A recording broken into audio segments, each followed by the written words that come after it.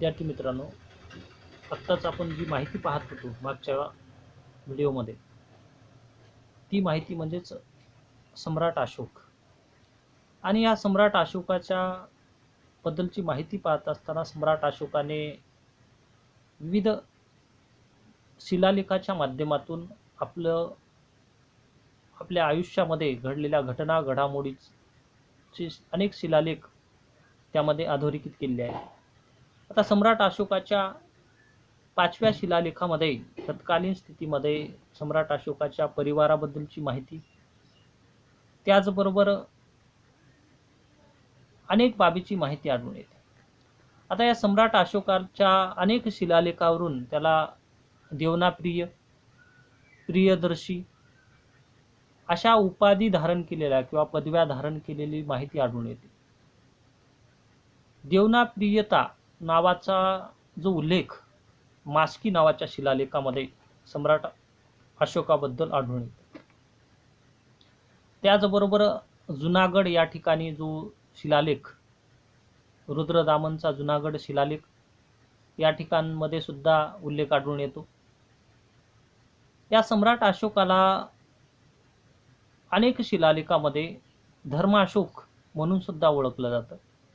आता या सम्राट अशोकाबद्दलची जी आपण माहिती पाहत आहोत, आत्तापर्यंत जी माहिती पाहिली आपण अगोदरच्या व्हिडिओमध्ये आणि या व्हिडिओमध्ये सुद्धा, अगोदरच्या व्हिडिओमध्ये आपण सम्राट अशोकाच्या अगोदर म्हणजेच जो काही सम्राट अशोकाचे वडील बिंदुसार यांच्याबद्दलची माहिती आणि सम्राट अशोकाबद्दलची माहिती सुरुवात केली होती. आता ह्या व्हिडिओमध्ये सुद्धा सम्राट अशोकाच्या आयुष्यामधल्या पूर्ण घटना घडामोडीची माहिती पाहायची आपल्याला. तर सम्राट अशोकांच्या प्रारंभिक जे काही 13 वर्ष, म्हणजेच बिंदुसाराच्या मृत्यूनंतर 13 वर्ष त्यांनी भारतभर मौर्य साम्राज्याची सत्ता वाढवण्याचा प्रयत्न केला.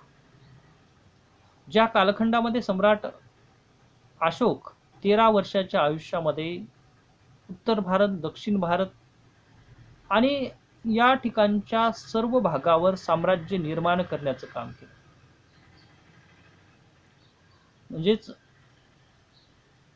13 वर्ष साम्राज्य विस्तार केल्यानंतर शेवटची लढाई म्हणजे सम्राट अशोकाच्या कालखंडात किंवा त्याच्या आयुष्यामधली एक शेवटची लढाई होती, ती म्हणजे कलिंगचं युद्ध. आणि सत्तेवर आल्यानंतर 13व्या वर्षी सम्राट अशोकाने राज्याभिषेक करून घेतला आणि त्याच कालखंडामध्ये जी कलिंग नावाच्या ठिकाणी त्यांनी युद्ध केलं, त्या ठिकाणच्या लोकांची हत्या घडून आणली. आणि कलिंगचं युद्ध झाल्यानंतर सम्राट अशोकांच्या ज्या काही विचारामध्ये परिवर्तन घडून आलं. कारण महानदी आणि गोदावरी या दरम्यानचा प्रदेश म्हणजे कलिंगचा प्रदेश होता. आणि हा सुपीक प्रदेश, त्या ठिकाणचा जो साम्राज्य होतं किंवा जे राज्य होतं ते मिळवण्यासाठी, प्रदेश मिळवण्यासाठी सम्राट अशोकाने आपल्या सर्व सैन्य त्या ठिकाणी पाठवलं. हिंसाचार, त्या ठिकाणच्या जनतेची हत्या घडून आणली.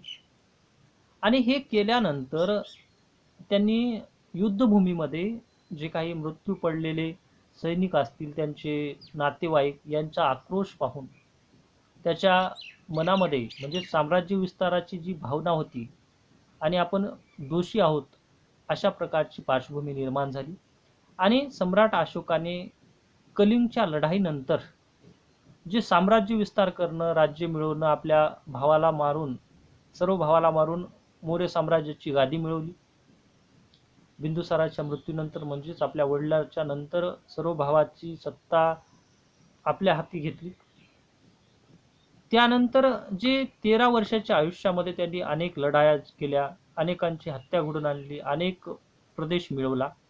अशा स्थितीमध्ये चंद्रगुप्त मौर्याप्रमाणेच साम्राज्य विस्तार तर त्यांनी केलाच, पण कलिंगच्या ह्या शेवटच्या लढाईमध्ये झालेली अतोनात हानी, जीवितहानी, वित्तहानी, त्याचबरोबर अनेकाचे प्राण गेले.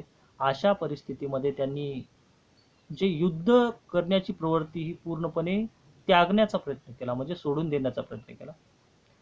आणि ती माहिती सम्राट अशोकाने आपल्या 13व्या शिलालेखावर कोरून ठेवली. म्हणजेच कलिंग युद्धामध्ये पडलेले अतोनात हाल झालेले सैन्याचे हाल, त्याचबरोबर कलिंग युद्धाचं वर्णन हे 13व्या शिलालेखामध्ये आढळून येतं. आणि साम्राज्य विस्तार करण्याची पार्श्वभूमी त्यांनी सोडून दिली आणि दया धर्माला किंवा एक चांगलं राज्य निर्माण करण्यासाठी जनतेची सेवा करणे, लोककल्याणकारी राज्य करण्याची त्याची एक प्रवृत्ती निर्माण झाली. आणि त्यानंतर सम्राट अशोकाने बौद्ध धर्माचा राज्याश्रय घेऊन किंवा बौद्ध धर्माच्या तत्वज्ञानानुसार किंवा विचारानुसार राज्य करण्यास त्यांनी प्रारंभ केलं.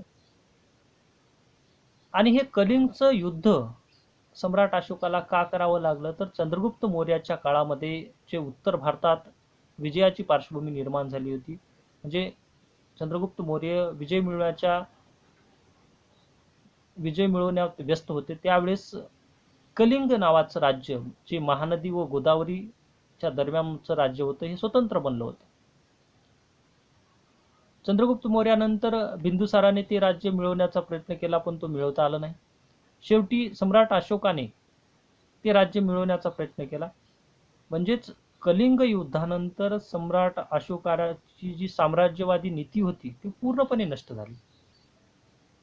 आणि सम्राट अशोकाने भेरी घोष म्हणजे जे काही आक्रमण करणे, सत्ता मिळवणे किंवा साम्राज्य विस्तार करणं हे थांबवलं आणि धर्मघोष सुरू केला. म्हणजे धर्माच्या आधारे राज्यकारभार करण्याची त्यांची प्रवृत्ती वाढण्यास प्रारंभ झाली. म्हणूनच सम्राट अशोक सर्वप्रथम शिव उपासक होता, पण तत्कालीन स्थितीमध्ये बौद्ध धर्माचं तत्वज्ञान त्यांनी समजून घेतलं. गौतम बुद्धाला त्यांनी आपला भगवान किंवा आराध्य दैवत मानलं आणि पुढे जाऊन त्यांनी बौद्ध धर्माची जी दीक्षा आहे ती पूर्णपणे घेतली. आणि बौद्ध धर्माची दीक्षा घेतल्यानंतर बौद्ध धर्माचं तत्वज्ञान, बौद्ध धर्माच्या आधारे जीवन जगणं, साम्राज्य विस्तार करणं ही पार्श्वभूमी निर्माण केली. आणि अशा स्थितीमध्ये त्यांनी शैव धर्म सोडून दिला आणि सर्व धर्म सहिष्णू मानणाऱ्या बौद्ध धर्म हा आपलासा करून घेऊन त्यांनी बौद्ध धर्माचे जे काही भिक्षू आणि भिक्षुणी असतील यांच्यासाठी अनेक गुफा किंवा विहाराची निर्मिती केली. त्याचबरोबर सम्राट अशोकाने आपल्या राजधानीमध्ये, पाटलीपुत्र ही सम्राट अशोकाची राजधानी होती, या ठिकाणी तिसरी बौद्ध संगिनी किंवा बौद्ध धम्म परिषद भरवली. आणि या ठिकाणी या तिसऱ्या बौद्ध धम्म परिषदेमध्ये तत्कालीन स्थितीमध्ये तिष्य नावाच्या व्यक्तीला त्यांनी बोलवलं आणि बौद्ध धर्माचं तत्वज्ञान संग्रहित करण्याचं काम किंवा ते वाढवण्यासाठी त्यांनी प्रयत्न करायला सुरुवात केलं. पुढे याच वर्तनामुळे देवनाप्रिय म्हणून सम्राट अशोकाची ओळख निर्माण झाली. सम्राट अशोकाने तत्कालीन स्थितीमध्ये बौद्ध धर्माव्यतिरिक्त असणारे अन्य धर्म असतील यांच्यासोबत सुद्धा चांगल्या पद्धतीनं त्याचं आचरण केलं व सर्व धर्म समभाव, सर्व धर्माला समान लेखलं. आणि अशा स्थितीमध्ये जे काय सम्राट अशोकाने होणारे उत्सव असतील किंवा बलिप्रथा असेल अशा बाबीला विरोध केला आणि साधी आणि सोप्या पद्धतीने जे बौद्ध धर्माचं तत्वज्ञान आहे ते अंगीकारण्यास प्रारंभ केलं. सम्राट अशोकाने आपल्या छोट्या शिलालेखामध्ये जे माता पिता, आई वडिलांची आज्ञा मानणे, सत्य बोलणे, अशा प्रकारचे उपदेश दिलं. आणि सम्राट अशोकाने धर्मप्रसारासाठी सर्वदूर आपले प्रचारक किंवा प्रसारक पाठवण्याचा प्रयत्न केला. त्यालाच धर्मयात्रा म्हणून ओळखले जाते. आणि बौद्ध धर्म हा सम्राट अशोकाच्या कालखंडामध्ये म्हणजे इसवी सन 274 इसवी सन पूर्व 274 ते 232 या कालखंडामध्ये हा सम्राट अशोकाने बौद्ध धर्म वाढवण्याचा प्रारंभ केला. म्हणजे जो सम्राट अशोक सर्वप्रथम एक हिंसक प्रवृत्तीचा राजा होता. तो पुढे कलिंगच्या युद्धानंतर त्याला पश्चाताप झाला. त्या ठिकाणची जीवितहानी वित्तहानी झाल्यानंतर ती पाहून त्याचं मन हे बौद्ध धर्म तत्वज्ञानाकडे वळलं गेलं आणि त्यांनी बौद्ध धर्म वाढवण्याचा प्रयत्न केला. या सम्राट अशोकांनी आपले धर्मप्रचारक म्हणजेच बौद्ध धर्माचं शांती, सत्य, अहिंसा, अस्तेय, अपरिग्रह या सर्व बाबी म्हणजेच अशोकाने दया धर्म हे तत्व अंगीकारलं. त्यामध्ये सहिष्णुता असेल, अहिंसा, दया, दान, मदत आणि श्रद्धा, त्याचबरोबर संयम, विचार, पवित्रता, कृतज्ञता असे भाव व्यक्त करण्यासाठी त्यांनी आपले अनुयायी सर्वदूर पसरण्यास प्रारंभ केला. भारताच्या विविध कानाकोपऱ्यामध्ये त्यांनी आपले धर्मप्रसारक पाठवले. त्यामध्ये स्वतःचा पुत्र असेल, पुत्री असेल यांना सुद्धा पाठवलं. महेंद्र नावाचा त्याचा पुत्र हा श्रीलंकेमध्ये जाऊन बौद्ध धर्माचा त्यांनी प्रसार केला. त्याच्यानंतर त्याची पुत्री संघमित्रा ही सुद्धा श्रीलंकेमध्ये जाऊन त्यांनी धर्मप्रसार केला होता. म्हणजेच सम्राट अशोकाने आपले असे अनेक अनुयायी हे भारत आणि भारताबाहेर सुद्धा पाठवले. म्हणजेच बौद्ध धर्माचा प्रसार 18,000 मैल दूरपर्यंत पसरण्याचं काम तत्कालीन स्थितीमध्ये सम्राट अशोकाने केलं. आणि सम्राट अशोक किंवा अशोक हे नाव मास्की नावाच्या शिलालेखामध्ये आढळून येतं. आणि सम्राट अशोकाचे अनेक असे शिलालेख आहेत. ते शिलालेख म्हणजे शहाबाजगडी जो पेशावर या ठिकाणी आढळून आलं, मानसेरा नावाच्या ठिकाणी म्हणजे हिजारा या जिल्ह्यामध्ये, कालसी जे डेहराडून या ठिकाणी शिलालेख सापडला गेला, त्याचबरोबर सोपरा जे जिल्हा ठाणे या ठिकाणी सापडला गेला, गिरनार नावाचा शिलालेख जे जुनागड येथे सापडला गेला, धोली नावाचा येथील शिलालेख म्हणजे पुरी या जिल्ह्यामध्ये आढळला गेला, जोंगड हा शिलालेख ओरिसा या ठिकाणी सापडला गेला. असे अनेक शिलालेख तत्कालीन स्थितीमध्ये 13 असे शिलालेख ते सम्राट अशोकाचे शिलालेख हे वेगवेगळ्या ठिकाणी सापडले गेले. त्याचबरोबर सम्राट अशोकाचे अनेक स्तंभालेख आहेत. म्हणजे मोठा एक स्तंभ आणि त्यावर केलेलं कोरीव काम हे सुद्धा आढळून येतं. आता सम्राट अशोकाच्या शिलालेख, काही छोटे शिलालेख, काही मोठे शिलालेख हे वेगवेगळ्या म्हणजे लघु शिलालेख सुद्धा म्हणतात आणि दीर्घ शिलालेख म्हणून सुद्धा ओळखले जातात, असे शिलालेख आहेत. आता या सम्राट अशोकांनी आपल्या जे काही 14 शिलालेख त्यांनी मांडलं, त्या 14 शिलालेखामध्ये वेगवेगळी माहिती दिली आहे. ती माहिती म्हणजेच जे शिलालेख 14 होते ते पहिल्या शिलालेखामध्ये त्यांनी पशुबळी केली जाऊ नये अमान्य केली. त्याचबरोबर पहिल्या शिलालेखामध्ये ही माहिती मांडली की पशुची हत्या करायची नाही. दुसऱ्या शिलालेखामध्ये प्राणी आणि मनुष्यासाठी उपचार म्हणजे त्यांना जे काही जखमा झाल्या असतील किंवा त्यांच्यावर झालेल्या त्यांना त्रास होत असेल त्यावर उपचारासाठी माहिती दिली गेली आहे. त्याचबरोबर शिलालेख नंबर 3 मध्ये 5 वर्षांनी अधिकारी प्रवास म्हणजेच वेगवेगळ्या ठिकाणी भटकंती करून धर्मप्रसार करणे. नंबर 4च्या शिलालेखामध्ये बौद्ध धर्माचे नियम सांगितले गेले. नंबर 5च्या शिलालेखामध्ये धर्म महामात्र नियुक्ती म्हणजे धर्माचा प्रसार करण्यासाठी महामात्राची नियुक्ती केली गेली. नंबर 6च्या शिलालेखामध्ये आत्मसंयम म्हणजे स्वतःच्या जीवनावर किंवा आपल्या मनावर ताबा कसा मिळवला जावा याबद्दलची माहिती. त्याच्यानंतर नंबर 7चा जो शिलालेख आहे त्यामध्ये सम्राट अशोकांची तीर्थयात्रा वर्णन म्हणजेच गौतम बुद्ध यांच्या आयुष्यात घडलेल्या घटना घडामोडी ज्या ठिकाणी घडल्या त्या ठिकाणी त्यांनी भेटी दिल्या त्या ठिकाणी त्याचं वर्णन आढळतं. त्याचबरोबर 8 नंबरच्या शिलालेखामध्ये सुद्धा अशोकाच्या तीर्थयात्रा कशा पद्धतीची आहे त्याचंही वर्णन आढळून येतं. त्याच्यानंतर 9 नंबरच्या शिलालेखामध्ये शिष्टाचार संबंधी म्हणजेच आचरण नियम कशा पद्धतीने अंगीकार केलं पाहिजे, मानवाने जीवन कसं जगलं पाहिजे याबद्दलची माहिती. त्याचबरोबर 9 नंबरच्या शिलालेखामध्ये जी प्रजा आहे याबद्दलची चिंता किंवा त्यांच्या सुख सुविधा याबद्दलची माहिती आढळून येते. त्याचबरोबर 11 नंबरचा शिलालेख म्हणजे धर्मश्रेष्ठता, धर्माला श्रेष्ठ मानून किंवा धर्माच्या नीतिनियमाचं पालन करणं हे कर्तव्य आहे याबद्दलची माहिती.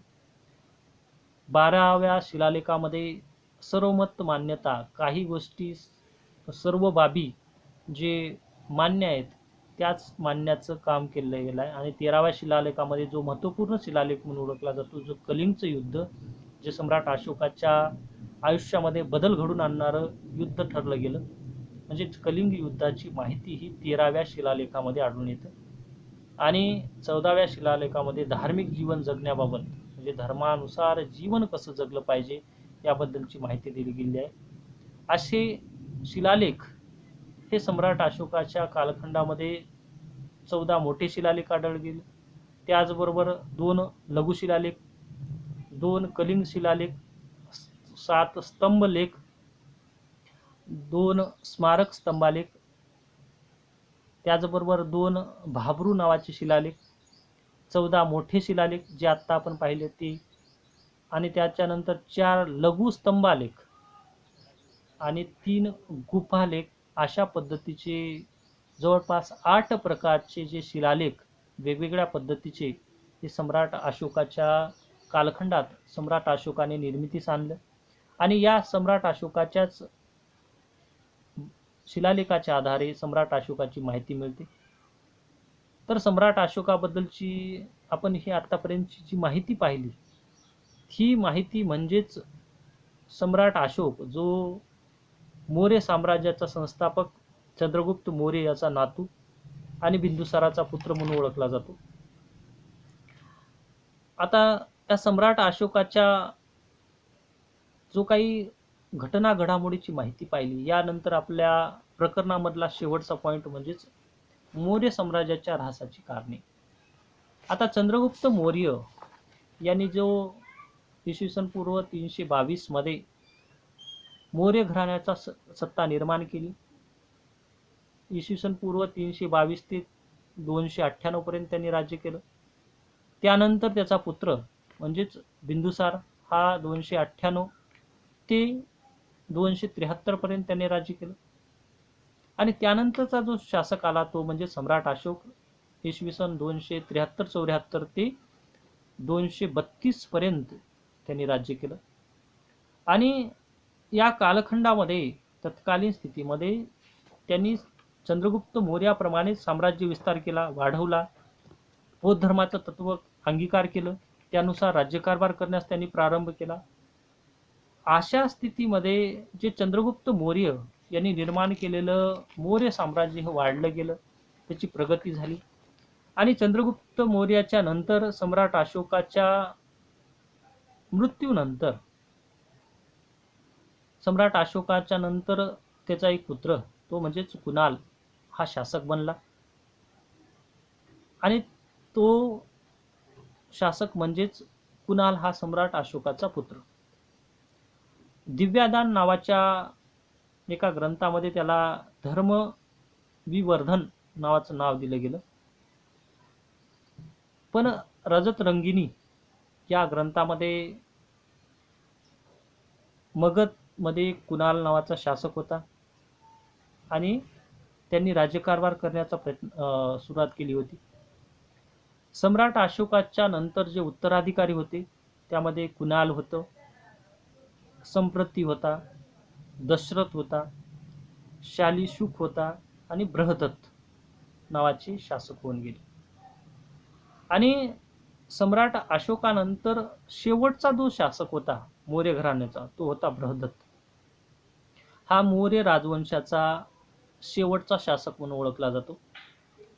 आणि याची हत्या एक शुंग वंशाचा किंवा या मौर्य साम्राज्याचा एक सेनापती होता, त्याचं नाव होतं पुष्यमित्र शुंग. पुष्यमित्र शुंग जो मौर्य साम्राज्याचा शेवटचा शासक म्हणजे सम्राट अशोकाचा पुत्र बृहदत्त जो शेवटचा शासक होता, त्याची हत्या घडून आणण्याचं काम त्याचाच सेनापती तो म्हणजेच पुष्यमित्र शुंग यांनी हत्या घडून आणली. आणि ती हत्या म्हणजे इसवी सन पूर्व 185 मध्ये मौर्य साम्राज्याचा अंतिम शासक, शेवटचा शासक बृहदत्त याची हत्या घडून आणली गेली. आणि त्यानंतर शुंग नावाचं घराणं हे मौर्य साम्राज्याची पूर्ण सत्ता त्यांनी मिळवली. आणि त्यानंतर मौर्य साम्राज्य पूर्णपणे नष्ट झालं. आता आपल्याला शेवटचा घटक पाहायचा तो म्हणजे मौर्य साम्राज्याच्या ऱ्हासाची कारणे. मौर्य साम्राज्याचा ऱ्हास का झाला? मौर्य साम्राज्य हे भारतातलं, उत्तर भारतातील सर्वात मोठं साम्राज्य म्हणून ओळखलं जात होतं. हे साम्राज्य वाढलं गेलं, त्याचा वाढ विस्तार झाला. पण चंद्रगुप्त मौर्य, त्याच्यानंतर सम्राट अशोकानंतर जे हे सम्राट चंद्रगुप्त मौर्य आणि सम्राट अशोक हे महान पराक्रमी शासक होते. त्यांनी राज्यविस्तार केला, पण त्याच्यानंतरचे आलेले शासक हे दुर्बल बनले गेले. आता ह्या मौर्य साम्राज्याचा पतन किंवा ऱ्हास का झाला याबद्दलचे वेगवेगळे मतांतर मांडले जातात. त्याच्यामध्ये अनेक इतिहासकार आहेत, त्यांनी वेगवेगळे मत मांडलं. हरप्रसाद शास्त्री यांनी एक मांडलं की धार्मिक नीती म्हणजे सम्राट अशोकाने शैव धर्म सोडून देऊन बौद्ध धर्म स्वीकारला, त्यामुळे जे काही ब्राह्मण विरोधी नीती निर्माण झाली किंवा समाजामध्ये अन्य जे धर्म होते यांनी मौर्य साम्राज्य नष्ट करण्यासाठी किंवा मौर्य साम्राज्या विरुद्ध आक्रमक भूमिका घेतल्यामुळे नष्ट झाला असं मानलं गेलं. त्याच्यानंतर दुसरं एक कारण म्हणजेच हेमचंद्र राय चौधरी यांनी एक कारण मानलं गेलं, म्हणजेच मौर्य साम्राज्याचा नाश का झाला, की अहिंसक प्रवृत्ती आणि शांतप्रिय नीती.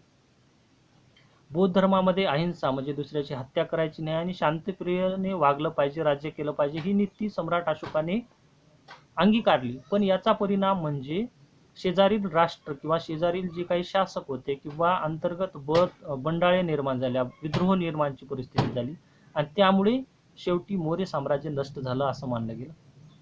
त्याच्यानंतर तिसरे इतिहासकार म्हणजेच डी कोसंबी यांनी काय म्हटलं तर आर्थिक कारण म्हणजेच साम्राज्याची अर्थव्यवस्था, पूर्ण मौर्य साम्राज्याची जी अर्थव्यवस्था होती धार्मिक बाबीवर खर्च करण्यास वाढू लागला, त्यामुळे सैन्यावर नियंत्रण राहिलं नाही. त्याच्यामध्ये संरक्षण कसं करावं याबद्दलची मतभिन्नता निर्माण झाली. अशा परिस्थितीमध्ये आर्थिक कारणामुळे विद्रोहाची परिस्थिती निर्माण झाली आणि मौर्य साम्राज्य नष्ट झालं. त्याच्यानंतर डी.एन. झा या इतिहासकाराने मत मांडताना सांगितलं की जे उत्तराधिकारी, दुर्बल उत्तराधिकारी होते, सम्राट अशोकानंतरचे जे शासक होऊन गेले, हे सर्व शासक म्हणजे कुणाल असेल, संप्रती, दशरथ, शालिशुल्क आणि बृहदत्त यांनी साम्राज्य विस्तार करण्याची भूमिका ठेवली नाही, तर आपल्या वडिलाप्रमाणेच साम्राज्य सांभाळण्याचं काम केलं. त्यामुळे अन्य शासक हे त्यांचं राज्य मिळवण्याचा प्रयत्न केला. त्याचबरोबर रोमिला थापर यांनी जी केंद्रीय शासन व्यवस्था ही दुर्बल बनल्यामुळे किंवा केंद्रीय प्रशासन व्यवस्थेमध्ये मतभिन्नता किंवा विद्रोह वाढल्यामुळे मौर्य साम्राज्य नष्ट झालं असं मानलं. त्याचबरोबर जे काही सैन्य व्यवस्था होती, अधिकारी होते, यांना प्रशिक्षण राहिलं नाही. सर्वजण बौद्ध धर्माच्या शिकवणीनुसार किंवा बौद्ध धर्माच्या तत्वानुसार वागू लागले, त्यामुळे सैन्य व्यवस्था असेल किंवा प्रशासन व्यवस्था यांच्यामध्ये प्रशिक्षणाचा अभाव जाणवू लागला आणि त्याचाच परिणाम म्हणजेच पुष्यमित्र शुंग जो मौर्य घराण्याचा सेनापती, जो पुष्यमित्र शुंग होता, जो बृहदत्त यांची हत्या घडून आणली, जो मौर्य घराण्याचा शेवटचा शासक आणि राज्य पूर्णपणे मिळवलं. जी आतापर्यंत आपण जी या 2 व्हिडिओमध्ये माहिती पाहिली ती म्हणजेच प्रकरण पहिले मौर्य साम्राज्य पूर्णपणे माहिती आता आपण पूर्णपणे पाहिली. तर पुढच्या व्हिडिओमध्ये आपण मौर्य साम्राज्य चे चंद्रगुप्त मौर्य, सम्राट अशोक आणि मौर्य साम्राज्याच्या ऱ्हासाची कारणे यावर प्रश्न आणि उत्तरे हे कशा पद्धतीचे आहेत ते आपण पाहू. त्याचबरोबर जे काही प्रश्न असतील मी तुम्हाला व्हॉट्सअप ग्रुपला आपल्या व्हॉट्सअपला PDF मध्ये पाठवून देईन.